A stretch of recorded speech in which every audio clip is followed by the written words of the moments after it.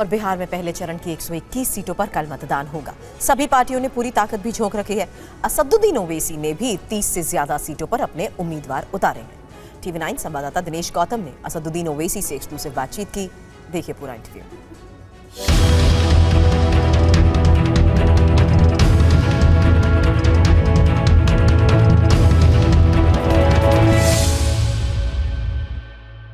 असदुद्दीन ओवैसी, जिनको न सिर्फ हैदराबाद और आसपास आप देखते हैं पॉलिटिकली किस तरीके से उनकी मौजूदगी और उनका नहीं होना या होना किसी एक चीज को पूरी तरह से बदलता है, अब ये हिंदुस्तान की दूसरी कई जगहों पर भी दिखाई देने लगा है। और उन्हीं में से एक है बिहार में सीमांचल भी, जहां इन दिनों वो दिन रात दौरे कर रहे हैं और इसी मसरूफियत में से उन्होंने हमारे लिए वक्त निकाला है। बहुत शुक्रिया हमारे साथ जुड़ने के लिए। और सबसे पहले तो मैं ये समझना चाहता हूं कि इतनी मेहनत आप कर रहे हैं, पिछली बार आपकी मेहनत रंग भी लाई थी, 5 सीटें आपको मिली। इस बार कैसा जा रहा है कैंपेन, क्या दिखाई दे रहा है आगे? अब की बार हम लोग बिहार में 29 सीटों पर लड़ रहे हैं और सीमांचल भी है, पहले फेज़ में भी है जो कल चुनाव होने जा रहा है। तो मेहनत तो बहुत हुई है। अख्तरुल ईमान साहब जो हमारे स्टेट प्रेसिडेंट हैं स्टेट यूनिट ने, अभी भी मेहनत चल रही है। हमको उम्मीद है कि अच्छा नतीजा आएगा और लोगों में आज भी इस बात का गम और गुस्सा है कि जिस तरीके से हमारे 4 विधायक को तोड़ा गया था, तो उनको ये पैगाम मिला है, उनको ये मालूम हो गया कि वो तो सिर्फ एक इंडिपेंडेंट पॉलिटिकल लीडरशिप को उभरने से रोकने के लिए जो उनकी एक आवाज़ बन रही थी सीमांचल और बिहार में, तो ये भी है। यहाँ का अंडर डेवलपमेंट एक इशू है, बिहार में इनजस्टिस है, ये सब मुद्दे हैं। तो हम लोग सब पे मेहनत कर रहे हैं, हमारे कैंडिडेट्स भी मेहनत कर रहे हैं, पार्टी के मेंबर्स भी कर रहे हैं। लेकिन इस बार जब आप ये मेहनत कर रहे हैं, आपने हमको ये भी पता चला कि कई तो ऐसे हैं जो वापस लौट के आए, लेकिन प्रायश्चित के बावजूद आपने उनको टिकट नहीं दी। ये नहीं, ऐसा नहीं है। देखिए, जो 4 विधायक को तेजस्वी यादव ने तोड़ा था, उसमें से 3 को उसने टिकट नहीं दिया, सिर्फ 1 को दिया। तो इजहार असफी साहब जो कोचा दामन के 79,000 वोट उनको मिले थे, तो हम उनसे जाकर घर पे मिले। हम खुद हमने जो भी हमको शिकायत उनसे करना था वो भी हमसे बोले, हम उनको बोले, हम गले लगा लिए उनको। मगर बताना ये था कि 3 को क्यों ड्रॉप किया इसने, क्योंकि 3 को इसलिए ड्रॉप किया क्योंकि वो लगता था तेजस्वी को कि ये 3 अभी भी पूरी तरह से जो तेजस्वी की जो कम्युनल सोच है उस पर नहीं उतर रहे थे ये लोग, तो इसीलिए उनको ड्रॉप कर दिया। और वहाँ से उस शख्स को टिकट दिया कोचा दामन से जो बरसों बीजेपी जेडीयू के साथ था। यानी 2014 में मोदी प्राइम मिनिस्टर बने, उस वक्त से जेडीयू का काम कर रहा है। ट्रिपल तलाक का 3 कानून बना, वो साथ है। CAA का कानून वो साथ है। UAPA का कानून को और सख्त किया अमित शाह ने, साथ है। कई जगह पर बुलडोज़र चले, सब जानते हैं। अब इसको लगता था कि भाई मुझे कुछ करना है, तो इसने कुलाटी मारी, तो तेजस्वी ने उसको कैंडिडेट बना दिया। यानी जिसको आपने लिया था, तो ये जो तेजस्वी बोलता ना कि मैं उम्र का कच्चा हूँ ज़बान का पक्का हूँ, ये उम्र का भी कच्चा है, ज़बान का भी झूठा है। अब की बार हम लोग इंशाल्लाह कोशिश कर रहे हैं और हमको यकीन है कि अब जो जीत कर आएंगे वो कभी नहीं जाएंगे MIM पार्टी को छोड़कर। लेकिन उस दौर में जब उनको ये भी मालूम था कि यहाँ जाएंगे तो ऐसा नहीं है कि हमको सरकार में शामिल होना है, हमको कोई पद मिल जाएगा, तब भी उनका RJD की तरफ चला जाना। और इस बार भी आप उम्मीद कर रहे हैं, लेकिन पिछली बार का अनुभव आपको डराता तो होगा कि फिर से चुनकर आएं और उधर चले जाएं, तो क्या करेंगे आप? प्रशांत किशोर तो कह रहे हैं कि हमारे बिक सकते हैं। अब जाहिर है दूध के जले छाछ कोई फूक फूक के पीते हैं, मगर हमको यकीन है, पूरा भरोसा है, जिन को हमने अपना कैंडिडेट बनाया है, बड़ा ही उसमें हमने एक प्रोसेस के तहत सब चीज़ें मालूम की हैं को, और पब्लिकली भी उन्होंने अनाउंस किया है कि हम लोग मंजलिस को MIM पार्टी को छोड़ के नहीं जाएंगे। तो हम तो हमेशा पॉजिटिव रहते हैं, अच्छी चीज़ को सोचते हैं। अच्छा, एक बात बताइए, पिछली बार के मैं मार्जिन देख रहा था जो आपके कैंडिडेट जीते, अच्छे मार्जिन से जीते थे आपके। हाँ, बड़े मार्जिन। तो बड़े मार्जिन के बाद अब इस बार, पिछले बार का तजुर्बा आपने तो इंश्योर किया है, लेकिन जनता ये सोचेगी क्या कि ओवैसी साहब जब ये कहते हैं कि हम एक डिफरेंस के साथ आए हैं, हम आपको दरी बिछाने वाला नहीं, हम आपको सत्ता में भागीदारी वाला बनाएंगे, तो पिछली बार का हमारा तजुर्बा तो ऐसा नहीं रहा, अब इनको क्यों दे, चलिए उन्हीं को दे देते हैं जिनको पहले देते थे। नहीं नहीं नहीं, ये गलतफहमी है। जनता को ये लगता है कि उन्होंने ओवैसी से ज़्यादा सीमांचल की जनता को तेजस्वी ने धोखा दिया इनको लेकर, और उसने ये भी बता दिया कि ये उप मुख्यमंत्री बन गया था 2022 में। इसने कुछ नहीं किया इन विधानसभाओं में, बहुत कुछ कर सकता था सीमांचल के लिए, बल्कि ये तो 5 साल पहले कहा था कि मैं सीमांचल डेवलपमेंट काउंसिल, जिसका हमने प्राइवेट मेंबर्स बिल पार्लियामेंट में लेकर आए थे। तो बिल्कुल गलत है। जनता आज भी हमारे साथ है, और मैं आपको बता रहा हूँ कि अब तो इलेक्शन कैंपेन में तो हम हेलीकॉप्टर में फिर रहे, वैसे तो गाड़ी में कई गाँव में गए, दूर दूर, और वहाँ पर भी हम जाकर देखते थे कि महिला खड़ी होती थी, बच्चे, छोटे बच्चे और बूढ़े लोग। मेरी आंखें तरस गई नौजवानों को देखने के लिए जो पलायन कर चुके हैं, मगर वो ज़ईफ़ बुज़ुर्ग लोग और महिला और बच्चे बोलते थे ये पतंग छाप है, हम इसका साथ देंगे। तो आज भी हमारा बेस स्ट्रांग है, और हमको यकीन है कि इंशाअल्लाह ताला पहले से ज़्यादा हमको कामयाबी मिलेगी। आपने मंच से दहाड़ कर कहा है कि तेजस्वी तुमको मुख्यमंत्री नहीं बनने देंगे। हमने कहा कि देखिए, जब 3.5% वाला समुदाय वाला तेजस्वी के मौजूदगी में कह रहा है कि अब के बार मल्ला का बेटा उप मुख्यमंत्री होगा, तो 17% अल्पसंख्यक समाज किस लिए है? आरजेडी की हिस्ट्री आप देखेंगे, पॉलिटिकल जर्नी, तो MY के नाम पे चल रही है। तो यहाँ पर M को मिलता क्या है? गाजर की पुंगी और लॉलीपॉप। 14% यादव हैं, आप 36% टिकट देते हैं, और मुसलमान को क्या देते हैं आप? नहीं देते। तो इसीलिए हमने कहा कि देखिए, उप मुख्यमंत्री को कॉन्स्टिट्यूशनल पोस्ट नहीं देंगे साहब, कोई कॉन्स्टिट्यूशनल पोस्ट है ही नहीं। इसीलिए हमने कहा कि अब के बार मुख्यमंत्री पे पोस्ट के लिए हम दावा करते हैं, और जाहिर है हम हमारे चंद्रशेखर आज़ाद रावण की पार्टी के साथ हैं, स्वामी प्रसाद मौर्य की पार्टी के साथ हैं। अगर हम जो उम्मीद कर रहे हैं उस तरह रिजल्ट आता है तो politics is the art of impossible. लेकिन फिर इसीलिए लोग कहते हैं कि आप तेजस्वी को कहते हैं तुमको मुख्यमंत्री नहीं बनने देंगे, आप कुछ लोगों के साथ मिलकर एक अलायंस बनाकर आ जाते हैं और वोट आप उनके काट देते हैं जिनमें पॉसिबिलिटी होती है, और आप मोदी विरोध फिर इस तरीके से कैसे करेंगे? नहीं नहीं, देखिए, मोदी विरोध तो हम ही कर रहे हैं। ऐसे सुनिए, 2014 से 2024 और सिंबल के 25 के लास्ट मॉनसून सेशन तक देख लीजिए, एक बिल पर बता दीजिए कि हमने उनकी तायीद की। मैं आपको इतने इंस्टेंसेस बताऊंगा जहां पर उन्होंने तायीद की। तो वहां तो विरोध करते हैं, यहाँ चुनाव होता है वहां पे। सुनिए, UAPA का कानून बना, जिसको अमित शाह ने बहुत गंदा खतरनाक बना दिया। किसने सपोर्ट की? पूरे इंडिया अलायंस के पार्टीज ने सपोर्ट की। ये क्या झूठ है? तो देख लीजिए पार्लियामेंट में चुनाव लड़ना और ये बोलना कि हमारे वोट काट रहे, भैया ये तो फ्यूडल मेंटालिटी है, ये जमींदारी जागीरदारी की मेंटालिटी है। अच्छा, एंड रिजल्ट क्या होता है? आखिर में तो बीजेपी का भला हो जाता है ना आपके लड़ने से। देखिए, मेरे लड़ने से भला हो रहा तो 3 मरतबा प्रधानमंत्री हमने बनाया, हमारी वजह से बन गए।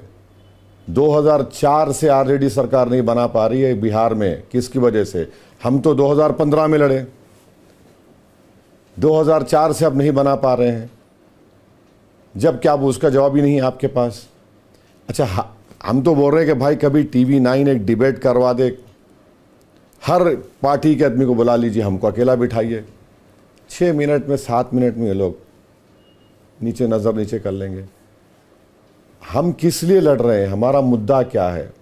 हमारे सियासी सफ़र का आगाज़ सीमांचल से हुआ, और सबसे बैकवर्ड एरिया इस देश का ह्यूमन डेवलपमेंट इंडिकेटर्स बताते हैं कि सबसे पसमानदा पिछड़ा इलाका है। तो आप ये जो मुद्दे लेके जाते हैं, आप गठबंधन के लिए कोशिश भी करते हैं, लेकिन ना आपको वहां अखिलेश अकोमोडेट करते हैं, ना यहाँ तेजस्वी अकोमोडेट करते हैं। कोई बात नहीं भाई, उनकी पार्टी है, वो फैसला करे, हम अपनी पार्टी है। हुआ क्या था कि बिहार के कई मुस्लिम इंटेलेक्चुअल्स, कई दरगाह के जिम्मेदारान, मुस्लिम उलेमा आकर हमारे अध्यक्ष से कहा कि भाई अब अलायंस क्यों नहीं करते, और ओवैसी साहब नहीं चाहते।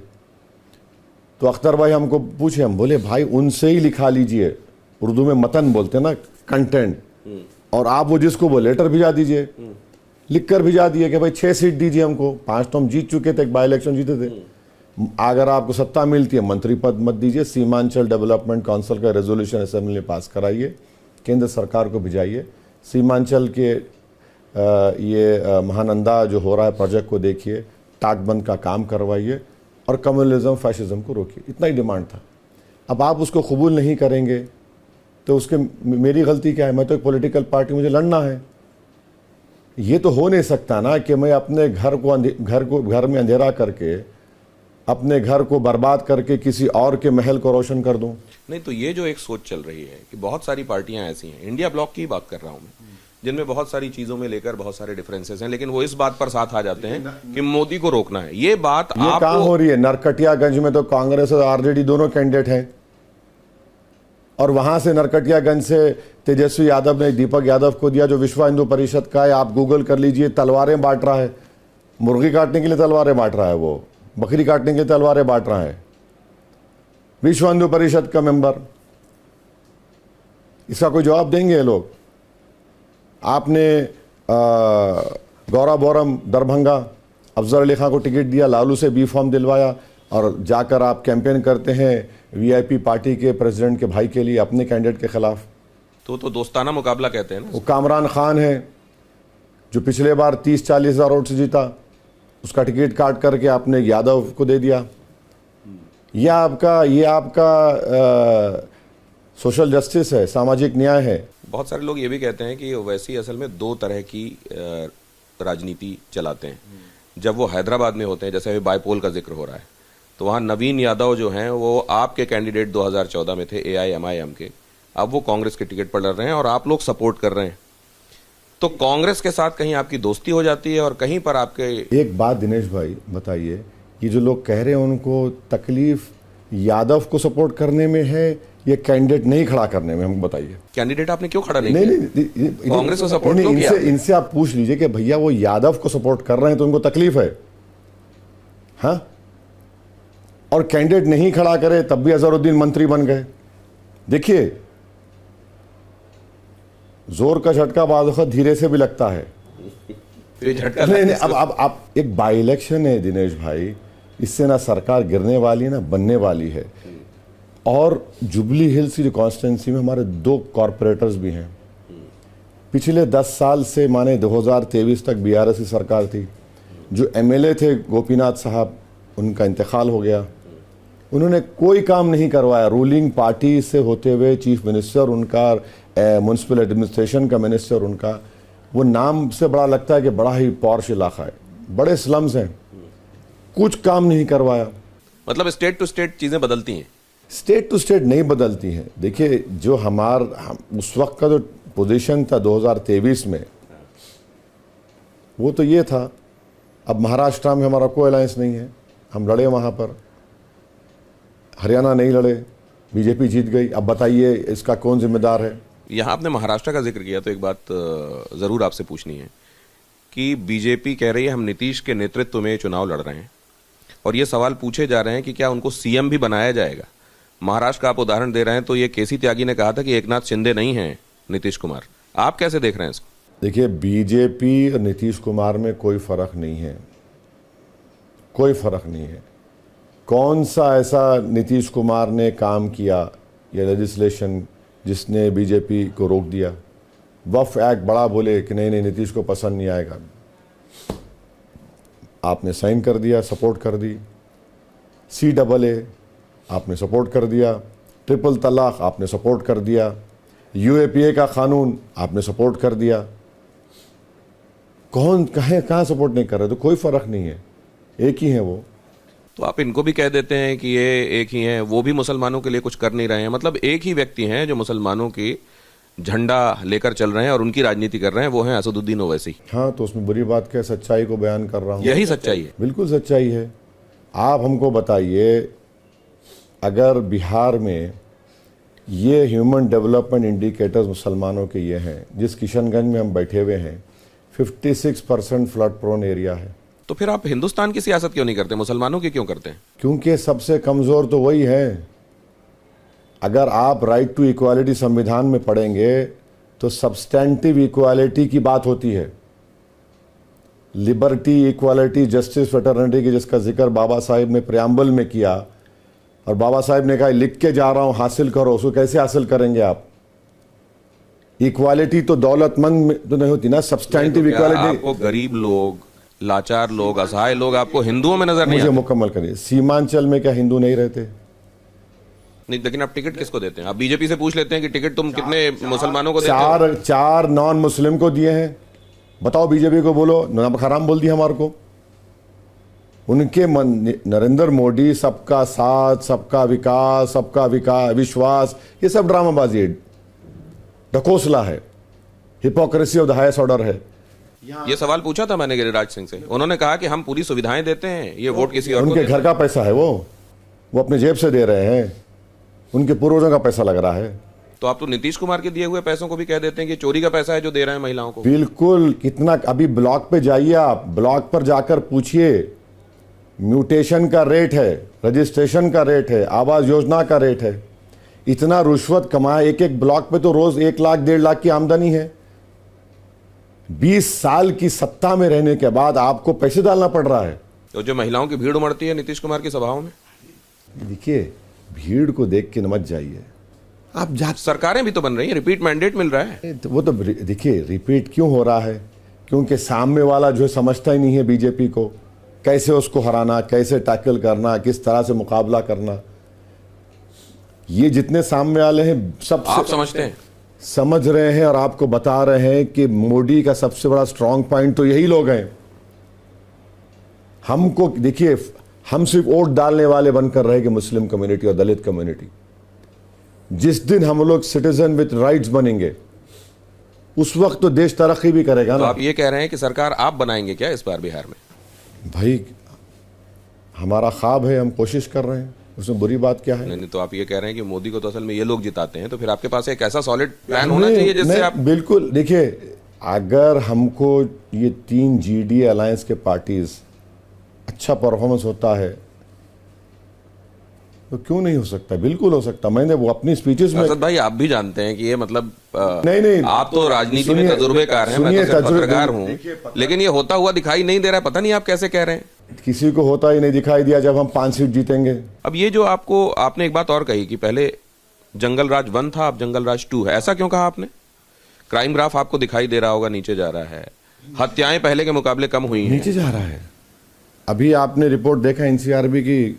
आपने नहीं देखा कितना मर्डर हुआ है 2015 से लेकर 2015 से लेकर इस साल जून में एक 1376 मिनट, 2015 से 2023 तक 26,375 मर्डर केस हुए।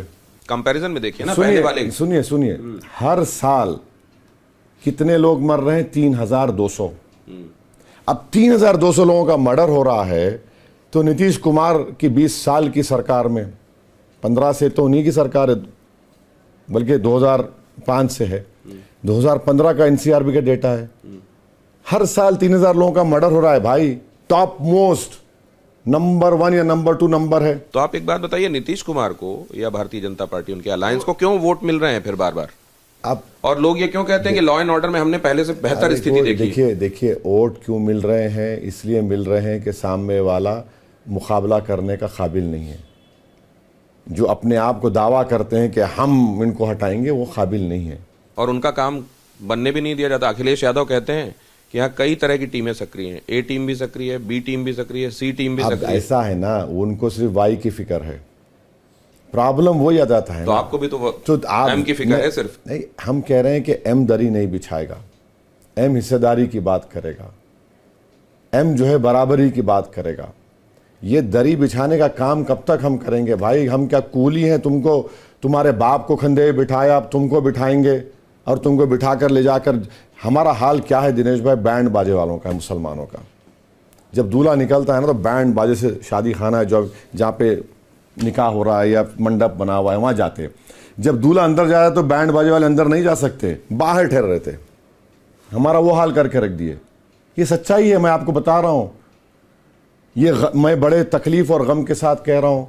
पाकिस्तान की गोली का जवाब अब डिफेंस कॉरिडोर के गोले से दिया जाएगा जो यहां बनेगा, रक्षा मंत्री ने कहा है, गृह मंत्री ने कहा है। वो तो कह रहे हैं कि जमीन नहीं मिलती बिहार में। इतना बड़ा बम डाल दिए, पहले जमीन ही नहीं मिलती बिहार में, अब बोरे गोला चलाएंगे। एक बात सुनिए, ये घुसपैठी जो सीमांचल गोल के बदनाम करते हैं गृह मंत्री, प्रधानमंत्री और बीजेपी वाले, 65 लाख नाम निकाले, इसमें एक भी नहीं निकला, 2 निकले, वो भी मुसलमान नहीं है। एक घुसपैठी दिल्ली में मोदी जी अपनी बहन मना के बिठाएं, जिसको बांग्लादेश की जनता ने लात मारकर भगा दिया, उसको तो भिजा दीजिए वापस। नहीं, वैसे आप घुसपैठियों के समर्थन में क्यों दिखाई देते हैं? SIR का भी आप विरोध करने लगते हैं। घुसपैठी को आप एक समुदाय को, एक इलाके को बदनाम करने के लिए कहते हैं। मुझे एक बात बताइए, आप बड़े काबिल जर्नलिस्ट हैं, गृह मंत्री आप हैं, प्रधानमंत्री आप हैं, इस प्रदेश का मुख्यमंत्री आप हैं, सब आप ही तो हैं। उसके बावजूद भी आपके नाक के नीचे घुस रहा है, तो नाकामी आपकी है या इस इलाके की जनता की है? नहीं, तो इस पे जब सवाल पूछा जाता है तो कहा जाता है कि over a period of time जो चीजें चलती कहां आई ओवर अ हैं, पीरियड ऑफ टाइम? उनको करेक्ट क्या ओवरनाइट कर दिया जाए? अरे भाई, 11 साल में आप नहीं कर सके?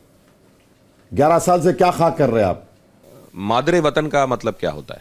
हाँ, आगे पुराने सवाल भी कितनी मर्तबा आप पूछे कि नहीं, मतलब आप बदलिए ना उसको। अरे दिनेश भाई, आप दूसरे चैनल में चले गए, फिर आ गए, कितने मर्तबा वही सवाल कर रहे हैं आप ये सवाल मुझसे। मैं सोचता हूं कि किसी दिन तो ओवैसी साहब बदलें अपना नजरिया। सुन तो लीजिए, गुजरात में साहब का TV9 का सम्मेलन हुआ, आप और निशान बैठे, तो यही सवाल आप फिर रिपीट कर रहे हैं। मैं सोचता हूं कि आज नहीं तो कल कभी तो मेरा ये सवाल रंग लाए और आप उस तरफ आए जहां जनता आपको चाहती है कि आपको आना चाहिए और कहें आप भारत माता की जय। हमारे घर में भी हमारी बीवी उम्मीद करती है कि हम बदल जाएंगे, बास चीजों पे कहां बदलेंगे।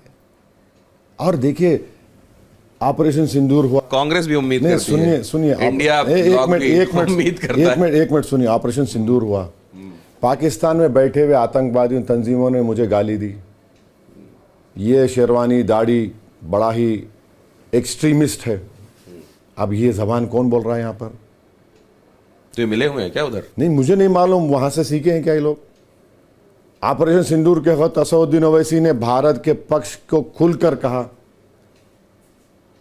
सऊदी अरब, कुवैत, बहरीन, अल्जीरिया गए, भारत के लिए हमने बोला कोई एहसान नहीं किया इस देश के ऊपर, इस देश का एहसान हम पर है। तो ये क्या बात है, बोलिए? तो पाकिस्तान के लोग नफरत करते हैं, लेकिन उनकी जुबान बोलने वाले लोग यहां क्यों दिखाई देते हैं? क्या तेजस्वी यादव भी वही कह रहे हैं जो पाकिस्तान के लोग जिन शब्दों का इस्तेमाल करते रहे असदुद्दीन ओवैसी के लिए, कि वो एक्सट्रीमिस्ट हैं? वो कह रहे हैं कि अगर मैं अपने धर्म को मानता हूं और शिद्दत के साथ मानता हूं तो क्या मैं एक्सट्रीमिस्ट हो गया? वो कह रहे हैं कि हम तो सरकार बनाएंगे। वो बेशक इस बात को ख्वाब का नाम देते हैं, लेकिन कहते हैं ख्वाब देखना बुरा है क्या? और ख्वाब ही तो सच होते हैं। बहुत धन्यवाद ओवैसी साहब, वक्त निकालने के लिए, हमसे बातचीत करने के लिए, और आपको बहुत सारी शुभकामनाएं। थैंक यू सर, आप आए।